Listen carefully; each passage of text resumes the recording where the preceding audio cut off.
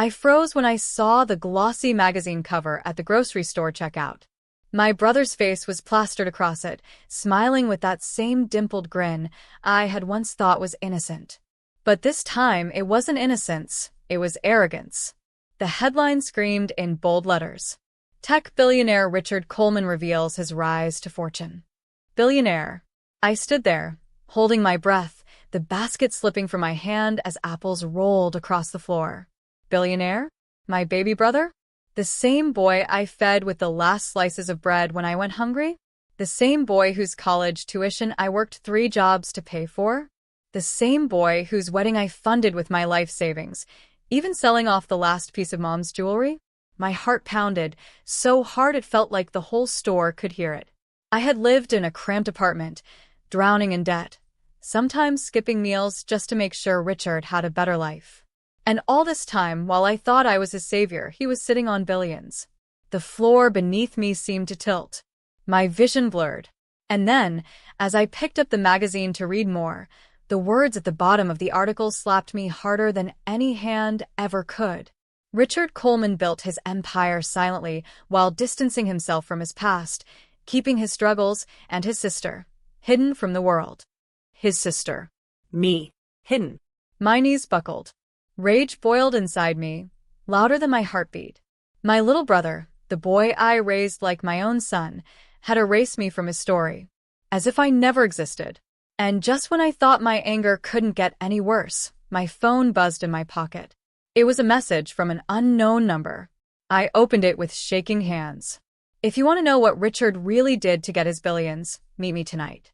Don't tell anyone, or you'll regret it. The phone nearly slipped from my grip. My chest tightened. I whispered under my breath, "What did you do, Richard?" And that was the moment everything changed. Before I tell you what happened next, please, if you're listening to this story right now, make sure you like, watch, and subscribe, because what you're about to hear is going to shatter everything you thought about family, loyalty, and love. My name is Claire Coleman, and this is my story. I was only 16 when the world turned upside down. Our parents were driving home from a late-night church program when a drunk driver ran a red light and slammed into their car. They died instantly. I remember the police officer at the door, his hat in his hands, his lips moving but my ears ringing too loudly to process the words. I remember my little brother Richard, only 8 years old then, screaming into my chest, asking why Mom and Dad weren't coming back. From that night forward, I wasn't just a sister anymore. I became a mother, a father, and a protector. But I was just a kid myself. We had no money. Our parents had left behind nothing but debts. I worked morning shifts at a diner, evenings at a gas station, and weekends cleaning houses. My friends went to prom. I went to bed crying over bills. Still, every time I looked at Richard's big brown eyes, I told myself it was worth it. He deserved a future. When he got into Harvard, I thought I had won. I thought every sleepless night, every torn uniform, every day I went hungry just so he could eat, it had all paid off.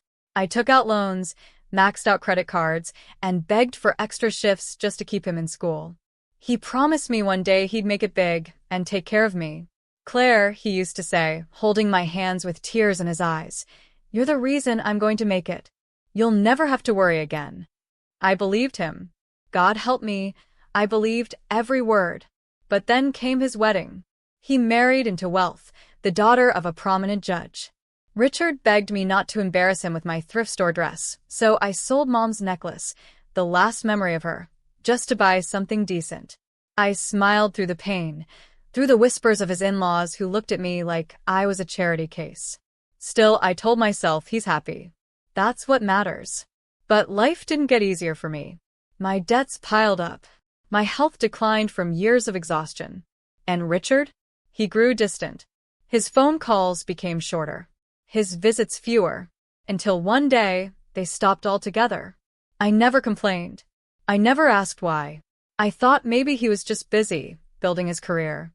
I stayed proud, even when people mocked me for giving him everything and having nothing left for myself.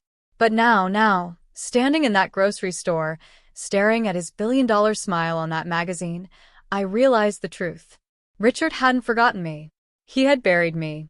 And just as I was grappling with that betrayal, that message buzzed into my phone, dragging me into a darkness I never saw coming. I sat in my car that night, staring at the address the stranger had sent me. An abandoned warehouse at the edge of town. My gut twisted. Something about it felt dangerous. But the words in that message echoed in my head.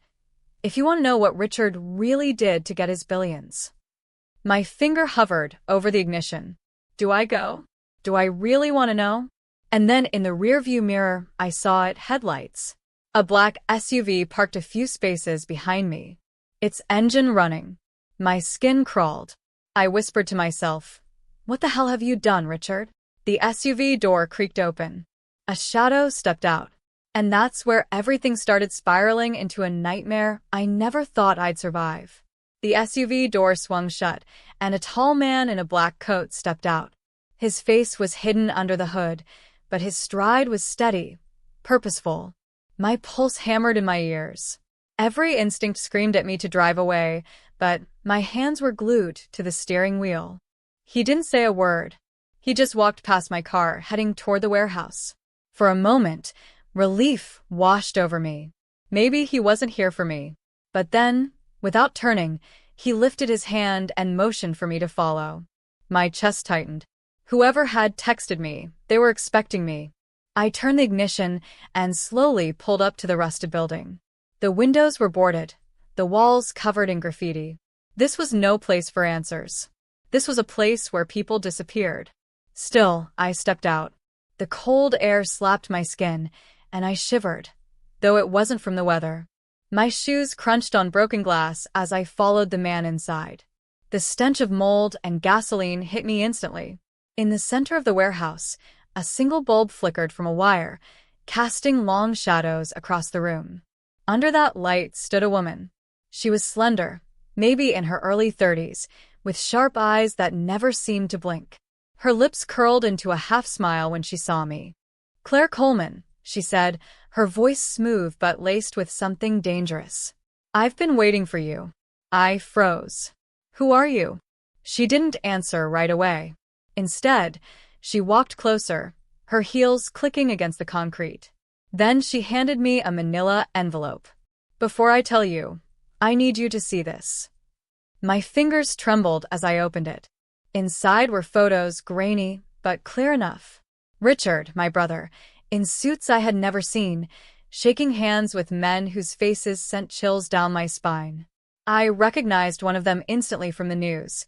Vincent DeLuca, the mafia boss who had been arrested years ago for trafficking and money laundering. My stomach lurched.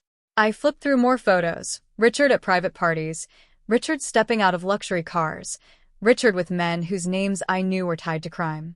What is this?" I whispered, my throat dry. The woman tilted her head. "This is how your brother built his empire. Not with brilliance. Not with hard work. With blood money. He is not the man you think he is." I shook my head violently. No. "No, you're lying. He worked for everything he has. I was there. She cut me off with a sharp laugh. "You were there?" Exactly. "And what did you get?"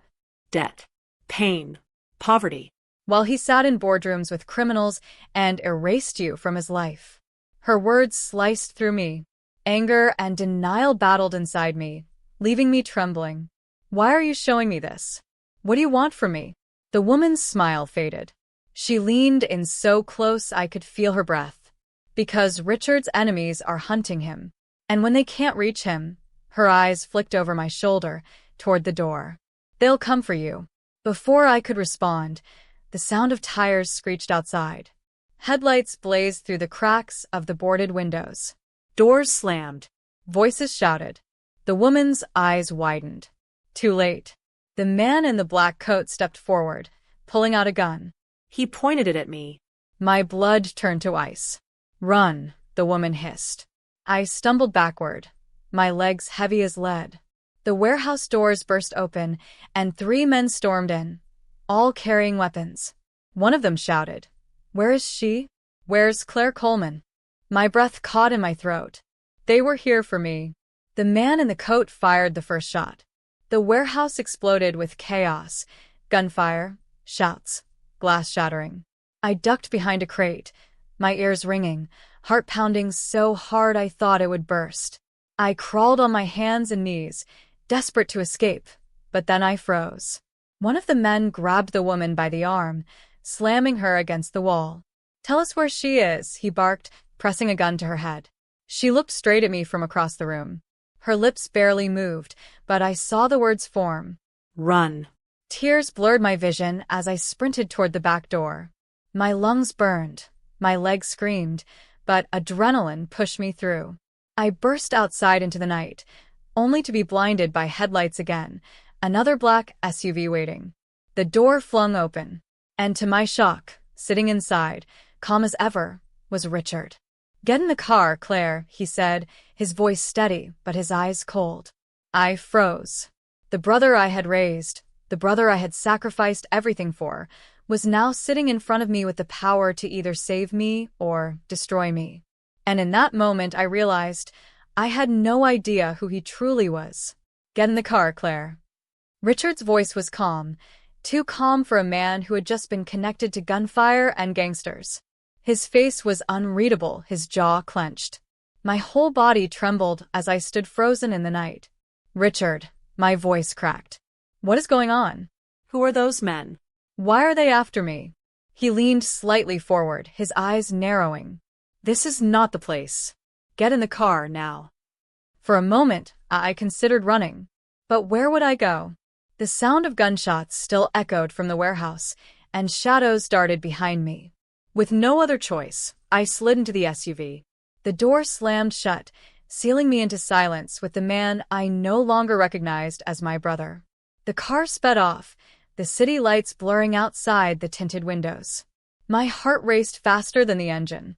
"Talk to me," I whispered, my voice trembling. "I saw the photos. I know about DeLuca. Richards, please tell me it's not true." His lips pressed into a thin line. For a moment, I thought he would deny everything, reassure me like he used to when we were kids. But instead, he sighed deeply, as if carrying the weight of the world. "It's complicated," he said. "You wouldn't understand." I wouldn't understand? My voice cracked, louder now. "I gave up my entire life for you. I worked myself into the ground to make sure you had everything. And all this time, you were making billions with criminals? And you erased me?" His hands tightened on the steering wheel. "Claire, you don't know what you're talking about." "Then make me understand," I shouted, tears streaming down my face. "Tell me why the world thinks you built yourself from nothing, when I was the one keeping you alive."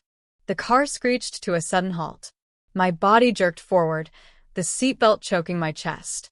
Richard turned to me, his face twisted in a mixture of anger and desperation. "You think I forgot?" His voice was sharp. "You think I don't know what you sacrificed? Claire, everything I did, everything, was to make sure we never ended up like Mom and Dad." I shook my head violently. No. Mom and Dad died because of someone else's mistake. You chose this. You chose crime. He slammed his fist against the dashboard, the sound making me flinch. "Do you think the world cares about right and wrong? Do you think money falls from the sky if you play fair?"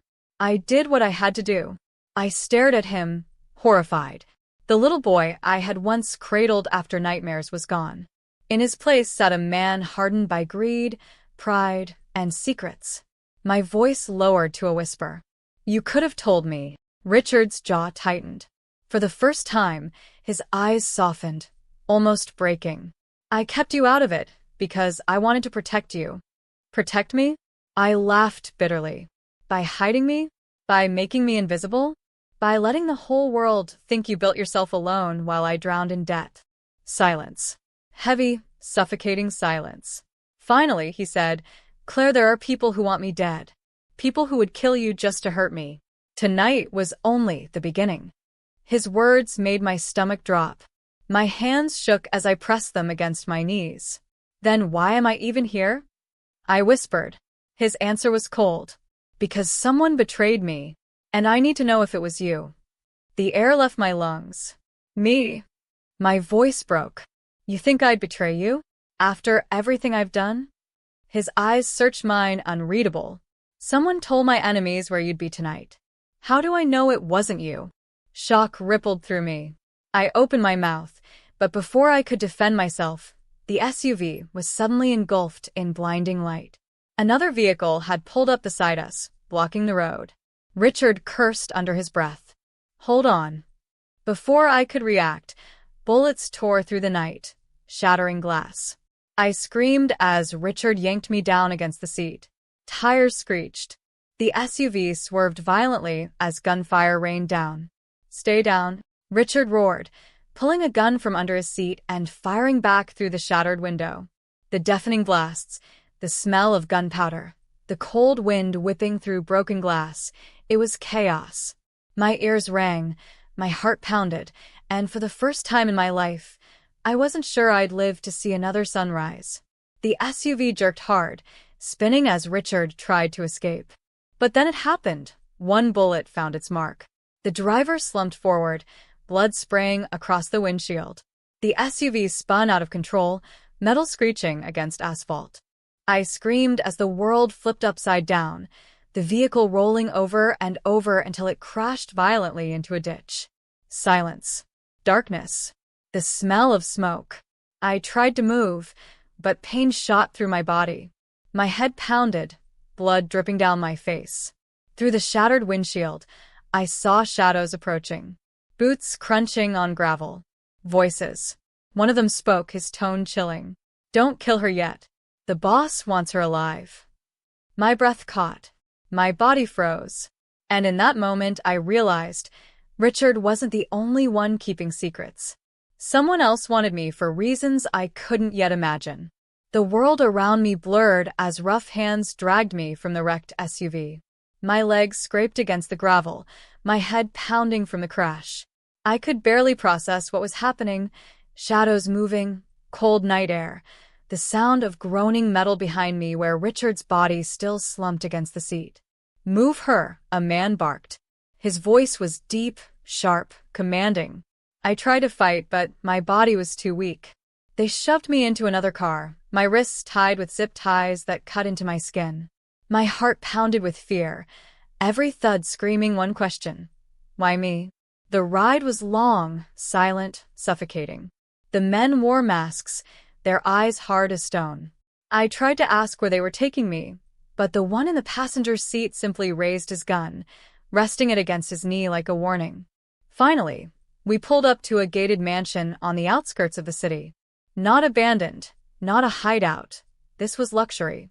Marble pillars, sprawling gardens, the kind of home I had only seen in magazines. They dragged me inside and threw me onto a leather chair in a dimly lit study. And then I saw him, an older man, silver hair slicked back, wearing an expensive suit that screamed power. He sat behind a massive oak desk, swirling a glass of whiskey in his hand as though he'd been expecting me all along. Claire Coleman, he said smoothly, his smile thin and cold. Finally, we meet. I swallowed hard, forcing words past the lump in my throat. Who are you? He leaned forward, his eyes sharp as daggers. Name's Victor DeLuca. I believe you've heard of my family. My blood froze. DeLuca. The same name I had seen in those photos with Richard. I shook my head, my voice trembling. I don't know anything about this. Please, you have the wrong person. He chuckled darkly. Oh, I know exactly who you are. The sister. The woman who sacrificed everything for her baby brother. The invisible one. He set down his glass, the sound sharp against the desk. And now, the one who's going to tell me what Richard's hiding. My breath caught. I don't know what you're talking about. His smile widened, cruel and amused. Don't lie to me, Claire. Richard stole something from me. Something worth more than money. And if you think your sweet little act of innocence is going to save you, he snapped his fingers. The door opened. Two men dragged someone else inside and threw him to the ground. My heart nearly stopped. It was Richard.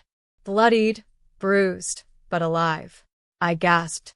Richard. His eyes flickered up at me. Guilt, pain, and something unreadable all tangled together.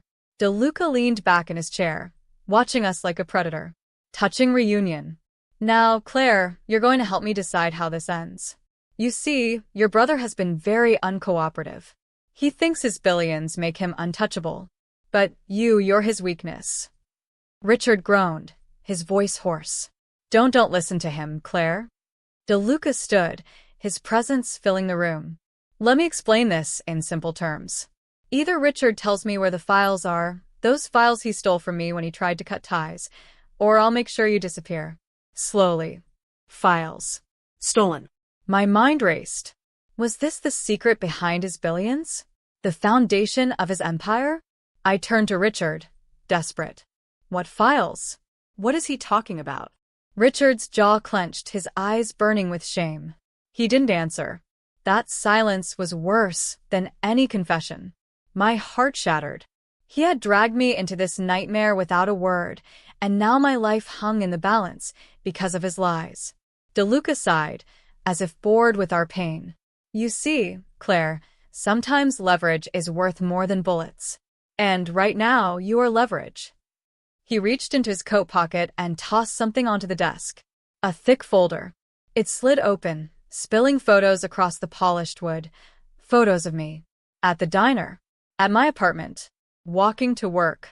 Even asleep in my bed. My stomach dropped. They had been watching me for months. Tears welled in my eyes as I whispered. Why me? Why are you doing this? DeLuca leaned close, his breath reeking of whiskey and smoke. Because your brother may not care about anyone else, but he cares about you. And when a man like Richard has a weakness, I use it. The room spun. My vision blurred. Rage and fear battled inside me, tearing me apart. For the first time, I saw Richard not as my brother, not as the boy I raised, but as the reason I was trapped in this nightmare. Before I could say another word, DeLuca pulled a gun from his holster and placed it on the desk, sliding it toward me. My hands shook violently. What are you doing? His smile was pure evil. A choice. Either you pull the trigger and end your brother's life yourself, or I end yours. Right here. Right now. The room fell silent. My heart pounded so loud, I thought it would explode. I looked at Richard, his face pale, eyes pleading. And for the first time in my life, I didn't know if I wanted to save him or destroy him. The gun sat on the desk between us, gleaming under the dim light like a viper ready to strike. My hands trembled so hard, I could barely keep them on my lap. DeLuca leaned back, watching me with a smirk, his men standing guard like shadows carved from stone. Go on, Claire, he said, his voice silky, taunting. You wanted revenge, didn't you? Your brother betrayed you. He left you to rot while he lived like a king. So pull the trigger. Take back everything he stole from you. Richard's breathing was ragged, his face bruised and swollen. He shook his head violently, coughing up blood. Don't do it, Claire. Please. My heart split in two. The little boy I raised flashed in my mind. The boy who used to hold my hand when he was scared of thunderstorms. The boy who whispered, You're all I have, Claire. But then that image twisted into the man he had become. The billionaire who erased me. The criminal who lied to me. The brother who left me drowning in poverty while he swam in oceans of stolen gold. I whispered, my voice cracking. Why didn't you just tell me the truth, Richard? Why did you let me suffer when you had everything? He lowered his head, shame flickering in his eyes. His voice broke. Because I was afraid you'd hate me. A bitter laugh escaped me, laced with tears. Hate you? Richard, you've already destroyed me. DeLuca's smile widened. He tapped the desk with one finger, each tap echoing like a drumbeat of doom. So what will it be, Claire? Him or you? The room tilted, my breath shallow. My fingers hovered over the gun. I could feel the weight of it without even touching it. My vision blurred with tears as the silence dragged on, suffocating me. Finally, I wrapped my hands around the cold metal. The men tensed, guns raising slightly, but DeLuca waved them down, his eyes never leaving mine. The gun felt heavy, too heavy, like it carried the weight of every sacrifice, every broken promise, every tear I had shed. I lifted it slowly, my arms shaking. Richard's eyes locked on mine. Claire, he whispered, his voice raw, If you love me, don't do this. Something inside me snapped. My tears dried, replaced with a rage I had never felt before. I pointed the gun, not at Richard, not at myself, but at DeLuca. The room erupted. His men lunged forward, but I pulled the trigger. The gun roared, the bullet whizzing past DeLuca's head and shattering a glass decanter behind him. Chaos exploded. The guards tackled me, wrenching the gun from my hands. Richard shouted, struggling against his restraints. DeLuca didn't flinch. He simply stood, brushing shards of glass off his suit, his smile gone now, replaced with eyes that burned with fury. "You've made a very big mistake, Claire," he said coldly. The guard slammed me back into the chair, zip-tying my wrists tighter until I cried out in pain. My chest heaved, my mind spiraling. I didn't care that I missed. For one split second, I had shown him I wasn't as powerless as he thought. DeLuca leaned close, his voice low and venomous. "You could have walked out of here alive. But now you'll watch your brother die first." My heart stopped. He snapped his fingers, and one of the guards cocked his gun, pressing it to Richard's head. "No!" I screamed, thrashing against the chair. "Don't you dare!" Richard's eyes were wide, his lips trembling. "Claire." DeLuca smirked. "One." "Wait," I sobbed, tears streaming down my face. "Please don't." "Two." My screams tore from my throat, desperate, wild. "I'll do anything. Anything you want." DeLuca's gaze sharpened. He raised his hand, pausing the countdown. "Anything?" "Yes." My chest heaved, my body shaking. Just don't kill him." The silence that followed was suffocating. Finally, DeLuca straightened, his smile creeping back. "Then it's settled," he said. "You'll work for me, Claire. You'll do exactly what I say. Because now your life and his belongs to me." The gun lowered from Richard's head, but the damage was done. My brother's eyes met mine, filled with something I'd never seen before: fear. And in that moment, I realized DeLuca hadn't saved Richard. He had sentenced us both. Because whatever he planned for me, it was going to be worse than death. The days blurred into weeks. DeLuca kept his promise. I was alive, and so was Richard. But living under his control felt worse than death.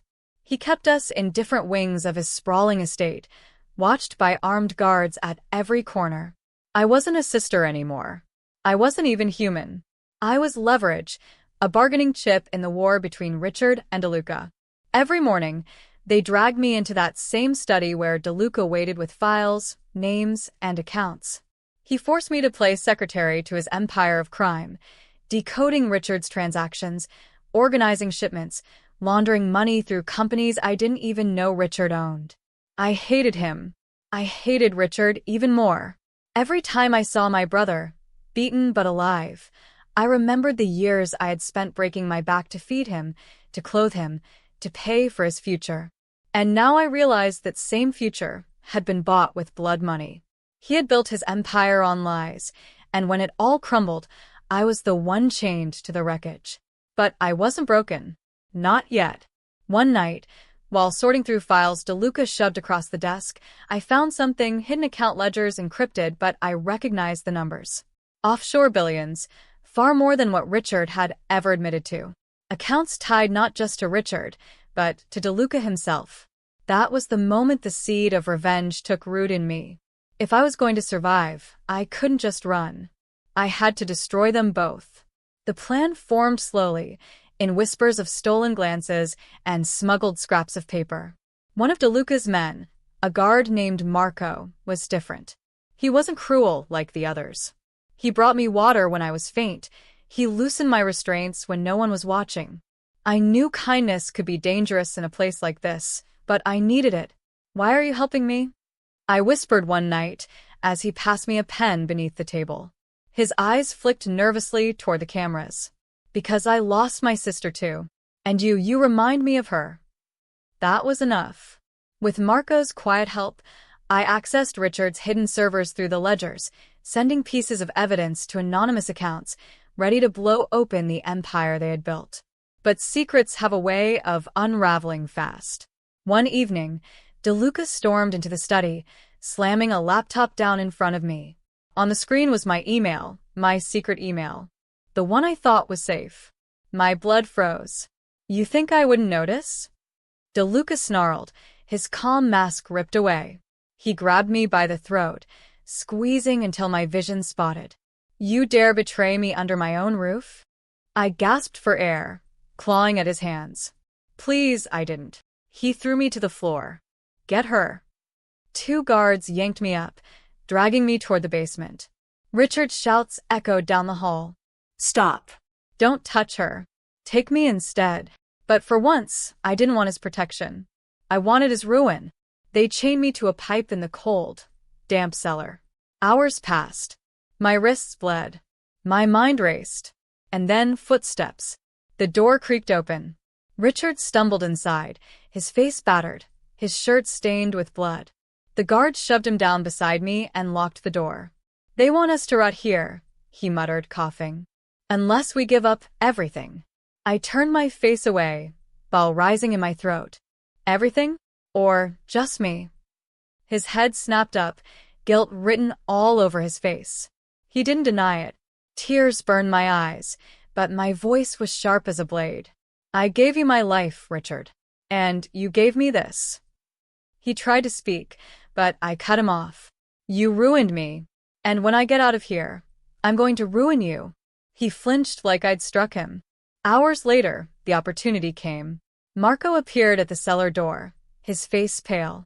He whispered urgently, Now's your chance. I can only buy you a few minutes. He tossed me a key. The chains clattered as I unlocked them. Richard reached for me, desperate. Claire, wait, don't leave me. I looked at him, truly looked at him. The boy I once loved, the man I now despised.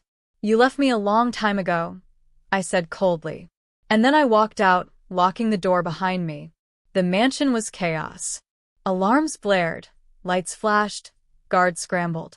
Marco led me through back corridors toward the exit. But just as we reached the garage, DeLuca appeared, a gun in his hand, fury blazing in his eyes. You ungrateful little rat, he spat. I should have killed you the night we met. My hands shook, but I stood tall. Do it then. Or are you scared of the truth coming out? His jaw clenched. He raised the gun. But before he could fire, Marco lunged. The shot rang out, echoing like thunder. Marco collapsed, blood spreading across his chest. No! I screamed, catching him as he fell. His lips parted, barely forming words. Run, Claire. Rage unlike anything I'd ever known consumed me. My eyes locked on DeLuca. His gun was still raised, but his smirk returned. You should have stayed invisible, like your brother wanted. My gaze darted to the table beside the garage wall. Tools. Wrenches. Knives. My hand closed around the cold steel of a screwdriver. Before DeLuca could aim again, I lunged.